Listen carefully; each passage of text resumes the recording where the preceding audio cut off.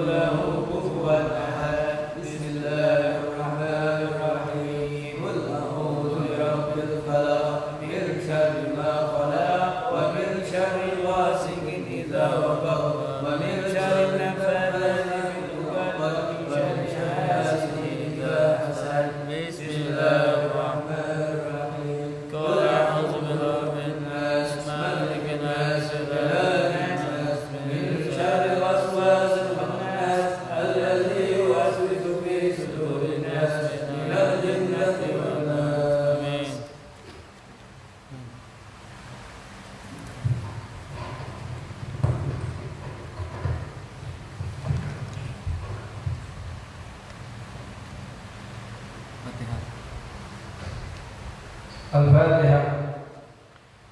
لا رسولنا وحبيبنا الشفيع رسول الله محمد بن عبد الله صلى الله عليه وصحبه أزواجه وذريته بأن الله يغفر لهم ويرحمهم ويعيد درجات الجنة وينفعنا بأسرارهم وأموالهم وقلوبهم في الدين والدنيا والآخرة وجعل بحزبه يرزقنا محبة وفاء بلاد وشكرنا في سورة السيد الفاتحة.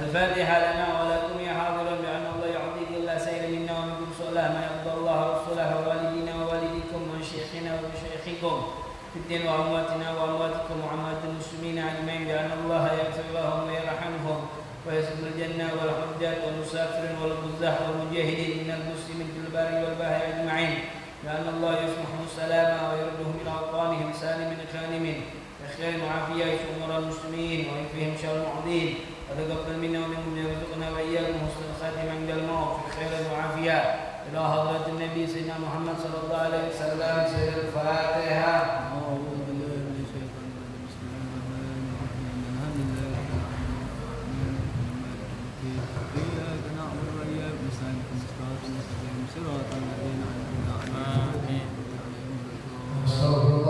بسم الله الرحمن الرحيم. الحمد لله رب العالمين حمدا يوافي نعمه ويوافي مزيده.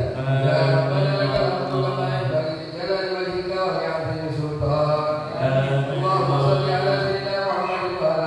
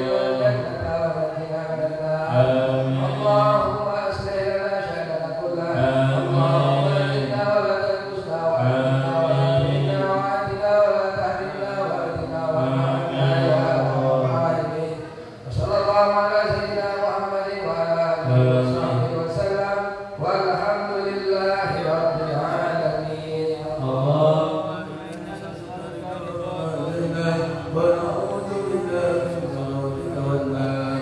اللهم إنا نسألك رضاك والجنة ونعوذ بك من سخطك والنار. اللهم إنا نسألك الجنة ونعوذ بك من سخطك والنار. يا عالم سر من التدريب ستر عنا وأبنا وقوانا وكلنا حيث كنا. يا عالم سر من التهليك ستر عنا وأبنا وقوانا وكلنا حيث كنا. يا عالم سر من التهليك ستر عنا وأبنا وقوانا وكلنا حيث كنا. يا الله بها يا الله بها يا الله بحسن الخاتمة. يا الله بها يا الله بها يا الله بحسن الخاتمة. يا الله بها يا الله بها يا الله بحسن الخاتمة.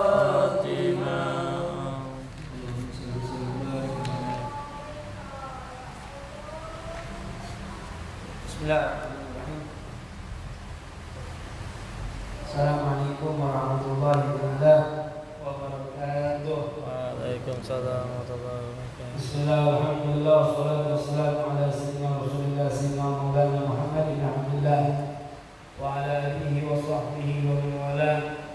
Wala hawla wala quwwata illa billahil aliyyil azim. Subhanaka la ilma lana illa ma 'allamtana innaka antal alimul hakim. Tub alaina innaka antat tawwabur rahim. Ighfir lana warhamna wansurna 'alal qawmil kafirin wansurna 'alal qawmil zalimin. Amin ya rabbal alamin. Yang saya hormati para hadirin di sini, Saudara Sayyidina Habib Al-Sigaf dan para hadirin hadir dan para peserta yang lain, para sesepuh warga masyarakat dan bapak dan pengurus masjid. Mudah-mudahan pembukaan majlis kita pada hari ini dalam negeri Allah Subhanahu wa taala. Salawat dan salam yang tinggi kepada baginda Nabi Muhammad sallallahu alaihi wasallam, warahmatullahi dan sahabat dari itu yang dimuliakan. Masyaallah ikhwan wa ahbab rahimani wa rahimakumullah. Malam ini merupakan malam iftitah daripada Wismatul Hadad di daerah kita ini yang kita terhibur dengan kedatangan bulan yang mulia, yaitu bulan Ramadan, bulan yang lembut, dan alhamdulillah kita bisa melanjutkan setelah daripada bulan Syawal ini. Sebenarnya sesuatu kerugian bagi orang yang beriman ditinggalkan daripada bulan Ramadan itu. Kalau bisa lah dikatakan kalau bisa bulan Ramadan itu setiap hari. Kenapa dikatakan di bulan Ramadan itu diamnya daripada orang yang berpuasa itu dikatakan seperti mengucapkan kalimat tasbih. Apalagi mengucapnya amalan sunnah dibalas oleh Allah SWT, pahala wajib dibalas oleh Allah SWT 70 kali lipat daripada pahala wajib. Tidurnya orang yang berpuasa dikatakan ibadah. Ketika berpisah daripada bulan Ramadan, itulah dikatakan musibah daripada kaum mukmin. Tidak ada lagi pahala-pahala tersebut, hanya diberikan di bulan Ramadan. Tidak ada di bulan-bulan yang lain. Jadi kita bisa ngambil daripada buah-buahnya, jadilah daripada yang kita tanamkan daripada bulan Ramadan. Di antaranya kita di bulan Ramadan itu dilarang oleh Allah Subhanahu wa taala untuk makanan yang halal, daripada terbitnya matahari sampai tenggelamnya matahari. Dilarang untuk makan daripada makanan yang halal. Tentu di luar bulan Ramadan mampu kita menjaga daripada makanan syubhat, atau makanan yang dan makanan yang haram. Syubhat juga bahaya walaupun belum jelas. Ya, tapi dikatakan dalam hadis Nabi SAW di hadis Al-Ba'id Imam Nawawi wa man waqa'a fi syubhat waqa'a fil haram. Barang siapa sering kalau makan yang syubhat, maka dia akan terjerumus daripada perbuatan yang haram. Syubhat itu macam mana sih? Syubhat itu antara halal dan haram. Diibaratkan orang mengembala kambing. Ini tanah wong ini. Ya, ini tanah wong ini tanah wong sebelah. Tengah-tengah ini masih kosong. Kalau kambing ini kalau dikumpulkan habis dibayar lagi, di sebelah dibayar lagi. Nah, hampir kambing ini nak mendekati bagian tengah-tengah posisi di sini nah. Hampir nak masuk ke yang haram. Jadi itu dikatakan sebagai halal dan haram. Bisa juga dikatakan daripada makanan-makanan daripada orang Yahudi atau pemberian mereka, walaupun diibaratkan itu tidak maling, halal, tapi bahaya. Pernah terjadi pada Imam Sayyidina Abu Bakar As-Siddiq ya. Mungkin pernah saya ceritakan tuh. Ini ada seorang budak yang balik mau susu langsung diminum oleh Sayyidina Abu Bakar As-Siddiq. Lalu budak ini nanya, biasa tuan tanya dulu, wahai tuan, minuman ini dari mana? Memang dari mana? Kata Sayyidina Abu Bakar As-Siddiq.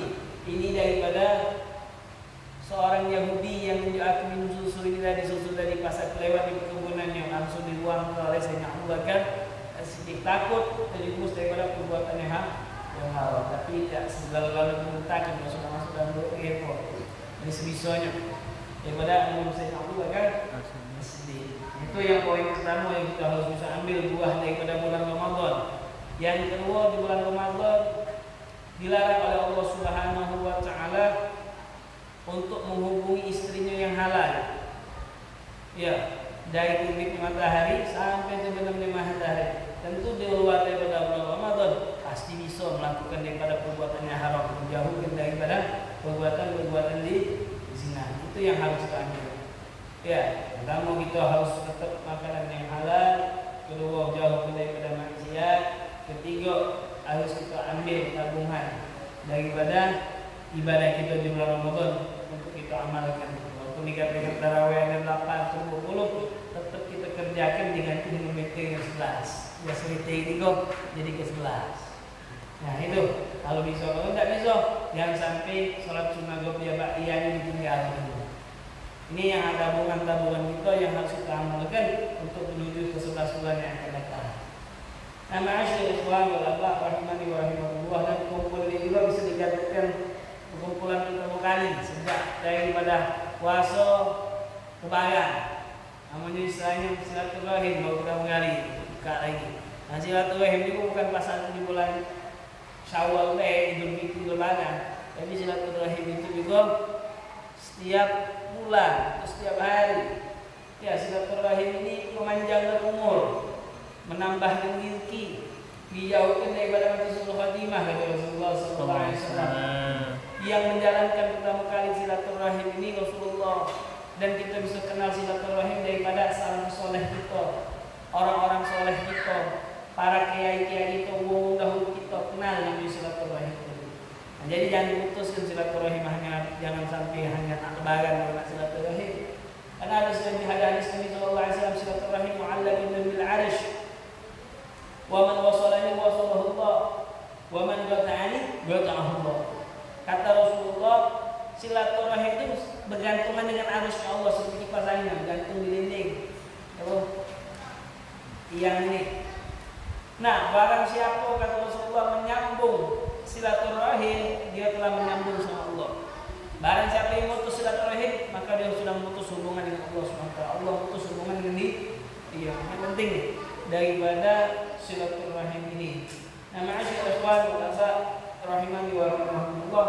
Jadi walhasil silaturahim yang paling besar itu kepada orang yang benci sama kita. Orang yang tak senang sama kita, itu amal perbuatan yang paling cepat diterima oleh Allah. Kita berbuat baik sama dia. Tak kata tunjuk makanan, senyum dia rasa dia. Mengapa ni? Ya, silaturahim ini juga Allah Muhammad itu ada dua. Ada senasab, ada yang tidak senasab. Senasab itu seperti adik-adik mama, adik-beradik bibi, ya, ponaan, ya itu senasab. Ada yang terus juga pisan. Nah, pisan ini batal wudu tadi. Pisan batal wudu. Nah, ini kadang-kadang di kotor ini. Pas lagi pada lebaran, salaman enggak apa-apa lebaran, salaman enggak boleh, haram. Haram semua pisan. Karena pisan bisa dinikahi. Tidak boleh. Ini kadang-kadang repot ada apa pisan salaman. Nah, padahal tidak dilarang oleh Allah SWT. Terus silaturahim sama yang bukan senasab, ya kawan, sesuatu apa lagi, teman, ya bahasa seperti itulah, kantor, hasil itu semua sesama muslim. Nah, hasil sesama muslim inilah yang akan menguatkan Islam. Kalau sesama muslim hanya beda daripada ajarannya, tidak kompak, kalau beda berlari. Kapan Islam nak bersatu? Ya, kapan? Jadi kalau Islam yang berbeda, karena sebab beda dia menjauh. Siapa yang akan menolong dia? Siapa yang akan menjaga dia? Karena Allah SWT ngomong, wa'tasimu bihablillahi jami'an. Berpeganglah teguh kalian di jalan yang Allah Subhanahu wa taala, wa la tatafarraqu.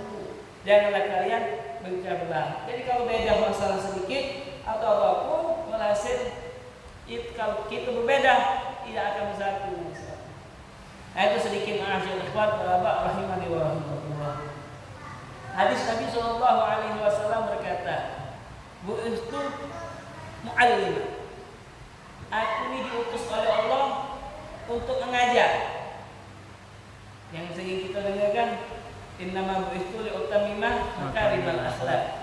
Sejak diutus oleh Allah untuk menyempurnakan akhlak. Ini ada dari bu'ithtu mu'allim. Aku diutus untuk jadi orang pengajar.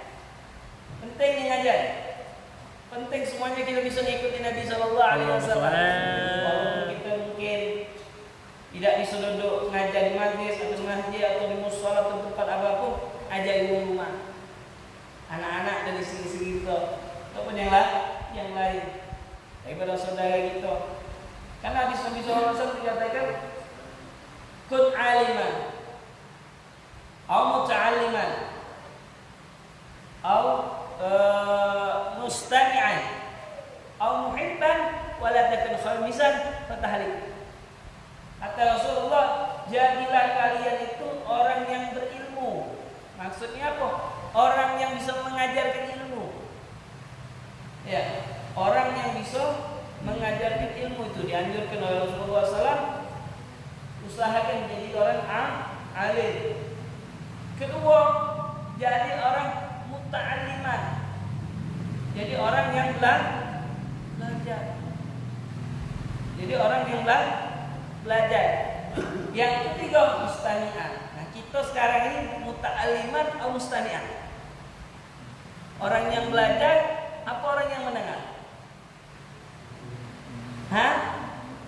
Muta'alliman itu orang yang belajar muat buku sama pena. Itu muta'alliman. Kalau kita ini mustami'an, keluar lupa lah itu apa yang dibahas. Tapi kalau yang muta'alliman kita nyatet, ingat ya apa yang dipelajari tadi. Apa yang dipelajari? Jadi kita harus cari mustami'an. Naiklah tingkatan kaki ke depan. Siapa lagi maju di sini? Bawa pena, bawa buku. Jadi yang kedua, muta'alliman. Naik pangkat dikit. Ya, naik pangkat sedikit sudah baca catatan, baca ngajar. Aliman. Jadi orang yang alim. Penting itu mengajar ilmu, menyebarkan ilmu kemana-mana. Jadi naik pangkat ini, pemirsa. Muta'alliman. Ya, kalau yang ketiga mustami'an, mohon maaf. Kalau yang mustami'an, kalau lagi dengan banyak ngantuk, tapi kalau dibawa catatan pena fokus ya. Fokus. Fokus. Tapi kalau yang mustami' kadang-kadang ngantuk. Ya ini. Khususnya kalau belajar itu kalau sudah orang muta'alim pasti ingat apa yang dia catat tadi. Lupa jingo, ada cerita. Ibarat ini ada cerita belajar, tapi belajar daripada Google. Belajar daripada Google, buka YouTube dah video siapa. Dikatakan barang siapa yang ambil sampah di masjid ibarat ina, ambil sikok dibangunkan dapat pahala besar di masjid surga.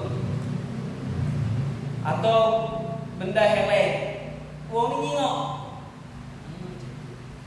Akhirnya dia tengok ada binatang. Pas tak solat.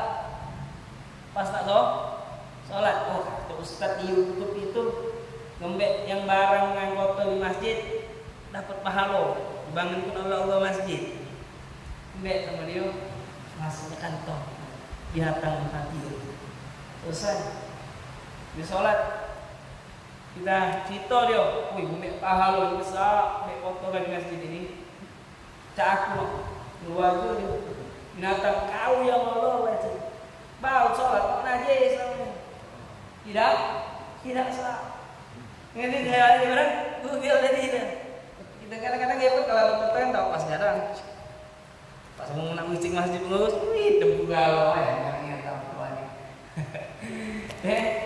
Mesti kau ada cerita ini akibatnya kau. Dia tanya hanya mustahil, tanya baik. Tidak muta'alim, tidak ada fokus untuk belajar. Contoh lagi. Masalah bagaimana? Apa namanya? Ramadan begini. Tawe. Salat kah? Ya, ibarat tadi ada sebulan hobi salat tarawih. Wah, tidak kalah tinggalan aku salat tarawih aku nak di sini itulah pokoknya. Aku lagi jadi imam ibaratnya tadi. Aku harus di sini. Jadi bilang dia lagi buku barang di mana? Di Kuto ibaratnya tadi. Ibaratnya lagi di Kuto. Ini 15 menit lagi azan, kena jaga bidah ini. Azan apa? Azan Isya ini kena jaga bidah aku balik ni. Tak bisa jadi imam aku ni. Tidak bisa jadi imam tarawih kalau kak harus ngebut sampai sini. Alhamdulillah baru selesai sholat Isya, baru mulai sholat tarawih. Memang sholat tarawih je. Habis sholat tarawih selesai, pahala tak dia dapat? Tidak. Uang nak sholat Isya, sholat tarawih harus sholat Isya dulu. Harus sholat Isya dulu, baru bisa sholat tarawih. Dia pahala sia-sia. Pahalanya sia-sia je. Jadi balasan itulah daripada muta'alim, angkat yang kedua. Wal aliman kata Nabi, yang kedua muta'aliman. Orang yang belajar, bawa pena, bawa buku, jadi jangan betul. Ya, ini kau. Kalau kita bilang terus ya, tak suruhnya bawa buku pena. Yang ketiga, apa tadi? Ustaz ni orang yang mendengar, mendengar. Walaupun hadir majlis ngantuk tidur, tapi dia tetap dapat pahala besar. Pahala besar seperti lebih baik bukan sama daripada menghadirkan solat jenazah 1000. 1000 kalau dihitung sehari satu tahun itu 360 berapa? Kalau 1000 butuh berapa tahun itu? Kita sebulan berjaga nanti mungkin. Jangan. Pahalanya lebih baik bukan sama. Menjenguk orang sakit 1000 lebih baik daripada menjenguk orang 1000 sakit. Ya, itu daripada orang yang perlu majalis. Walaupun dia atau dia tidur. Lebih baik daripada sholat 1000 rakaat sunat mutlak. Cuma bedanya dia tak dapat ilmu. Bedanya tak dapat ilmu, tapi fadilahnya pahalanya dah. Pahalanya dah. Terus juga muhibban. Ya, apa lagi mustami'an. Keempat, muhibban. Cintai orang-orang yang soleh. Cintai orang-orang yang memiliki ilmu. Mereka memiliki kedudukan. Nak dia dari seorang yang sudah ada istilahnya tadi umat-umatnya ataupun tidak, tetap ditembak ilmunya tadi. Wong ini kadang-kadang mau yang kenali baru nak datang. Tapi kalau dia tidak kenal, siapa dia dulu. Selama dia ngajari ilmu sesuai apa yang diajarkan oleh Rasulullah, baik. Bahkan ada pendapat apapun, baik itu uang besar, uang kecil, uang golok, uang pintar, uang golok, baik kalau itu bagus ucapan dia tadi. Kita ambil.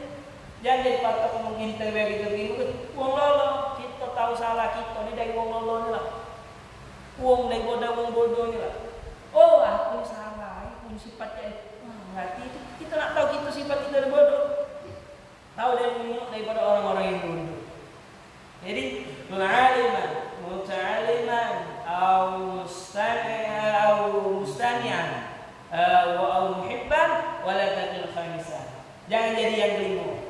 Kalau jadi yang kelima, repot sudah. Tidak jadi wong alim, tidak jadi apa lagi, tidak jadi orang yang belajar, ataupun tidak jadi orang yang mendengar, ataupun orang yang tidak mencintai ulama, maka hidupnya bakal celaka.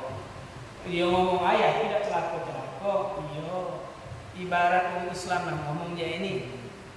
Selama aku masuk Islam, aku masuk surga itulah, walaupun aku tidak sholat, aku celaka. Aku di akhirat iyo dulu. Ngomong dia itu tuh. Saya tidak sholat, tidak puasa selama aku Islam, pasti aku masuk surga. Benar ya tidak? Benar memang. Sama dia menyakiti keimanan dengan Allah, mengimani Nabi Muhammad. Dia kalau meninggal dalam bawa Islam tetap masuk surga. Tetap masuk surga. Tapi siapa yang nak jamin hidupnya? Yang nak jamin hidupnya sampai dia wafat dalam keadaan Islam siapa? Hanya kan kalau ada ngomong, ayah kita usah sholat, odok terus deh sholat. Kalau panjang umur, isi pendek umur, nanti aku disolatkan kan dia. Sekali kalau mak dia baca ngomong tolong sekalian lah sholat ke aku subuh tadi nak atau zuhur tadi aku pun sholat. Dibahagian tadi. Kalau dia baca ngomong jenazah, jadi olasan. Ya, orang amat ngomong tentang tidak sholat, tidak sholat, tidak puasa Ramadan, tidak patuh, tidak usah ngeluarin zakat, tidak apa-apa. Niku. Siapa yang nyamin hidupnya sampai dia meninggal dalam keadaan Islam? Banyak orang yang Islam meninggal dalam keadaan kafir.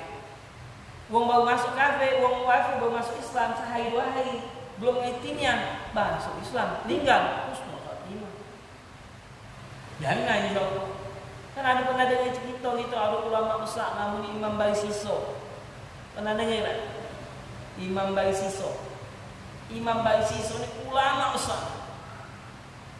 Doanya mustajab. Wong yang berobat pasti di sembuh kalau mamrib. Masih ada waktu lagi ya? Panjang masih lagi ya? Walhasil singkat cerita bela. Ada anak seorang raja namanya Putri lah, perempuan anak. Putri. Berobat ke sana sini ke dokter, ke tabib, tidak sembuh-sembuh. Tidak sembuh-sembuh dia. Akhirnya terdengar ada nama ulama besar namanya Imam Baisiso. Akhirnya dia berangkat menuju Imam Baisiso mau anak putrinya tolong diobati. Imam Baisiso kalau mau obati wong sudah baliklah. Ya itu deh, sudah. Yang mana namanya? Ini raja, anak raja di bawah putri dan kata Imam Baisiso, ya baliklah. Sudah selesai. Kata raja dibisikkan dalam syaitan iblis tadi, biarlah anak di sini. Sampai sembuh ni ya. Imam Baisiso nolak, banglah. Dipaksa apa boleh buat, kalah Imam Baisiso. Tak cak melawan lagi. Serumah sama Imam Baisiso gadis tadi, anak putri anak raja tadi. Anak putri raja serumah sama Imam Baisiso. Setiap hari dipandang, setiap hari dia diawas. Setiap hari diawas, dipandang. Dia duduk bareng, makan bareng dulu sama Imam Baisiso. Akhirnya timbul syahwat. Syahwat naik kepada setan. Akhirnya dia melakukan hubungan yang haram. Bingung si putri ini istilahnya perutnya besar, ngisi. Bingung, aku di ulama besar, malu aku ketahuan kayak ini. Macam mana ini aku ni? Dibesekkan oleh iblis. Kita bunuh baik. Kalau mempunyai nanyok, tidak baca disembuhi penyakitnya ini. Tidak baca disembuh deh. Ya, akhirnya bunuh. Budak di dino yang putih dan anak gajah dibunuh. Dah lama kemudian datang ini siapa namanya? Anak gajah datang pengen tengok anaknya tadi. Cak manu gambar anak. Nemu ilah Imam Baisiso tadi. Ditanya Imam Baisiso, "Mahanu anak aku?" "Maaf dengan ngojo. Anak gajah nak pacak disembuh lagi. Sakit. Tak pacak disembuh lagi yang penyakitnya." Kata gajah, "Kenapa kau tak menunjuk tahu kapan kalau anak aku sudah meninggal? Di mana tempat anakku? Aku nak tengok kuburan anak aku." Dipaksa sebenarnya awalnya dah menunjuk tahu, masih takut. Aduh, bekas pembunuhan ini, bingung ini. Walhasil dipaksa ketahuan juga. Bongkar ketahuan, nah kau ni kacau. Digeret oleh gajah, ditarik di jalan umum, nak tunjuk nak imam ini telah berzina, membunuh anakku. Digeret sampai dia minum panas tak sampai dia nak sakratul maut. Iblis mau minum. Hati-hati ketika sakratul maut, kalau ada menunjuk minum, tak usah diterima. Iblis itu. Kenalkan si Abdul Qadir Jailani ketika ditalgin, "La ilaha illallah." La, kata Sayyidina Abdul Qadir Jailani. La, tidak. Bingung murid itu tadi. Murid ini lagi bingung sampai meninggal Imam Abdul Qadir Jailani ngomong la. Sampai pikir-pikir dalam mimpi didatangi oleh Syekh Abdul Qadir Jailani. "Wahai murid aku, jangan bingung. Jangan bingung ketika kamu ucap talqin la ilaha illallah, aku ngomong la. Jangan bingung bahwasanya ketika aku sakratul maut kamu talqin la ilaha illallah itu sudah ada di dalam hati aku." Kata Syekh Abdul Qadir Jailani. Sudah ada di dalam hati aku. Ketika aku ngomong la, kenapa si iblis mau aku minum? Aku ngomong ida. Bang Baisiso ketika ditawa iblis, minumlah. Kaki aku tolong kau. Kaki aku tolong. Minum. Siapa Imam Baisiso ini? Padahal khayalan ini. Tidak nampak di pandangan manusia ini, mati dalam keadaan su'ul khatimah. Jadi orang yang ahli ibadah pun, orang yang alim pun belum masuk aman ketika dia belum bisa meninggal dalam keadaan husnul khatimah. Mudah-mudahan kita juga meninggal dalam keadaan husnul khatimah. Makanya di dalam khutbah hadal itu ada doa, "Ya Allah biha, ya Allah biha, ya Allah bi husnul khatimah." Bukan hanya di khutbah hadal kita baca. Setiap habis doa apapun, majlis apapun, habis salat bacalah ya Allah biha, ya Allah biha, ya Allah bi husnul khatimah. Tiga tekan. Barang siapa yang membaca doa ya Allah biha, ya Allah biha, ya Allah bi husnul khatimah, itu setan nangis. Tulang apa dia ini bahasa kita nih? Punggungnya tuh patah.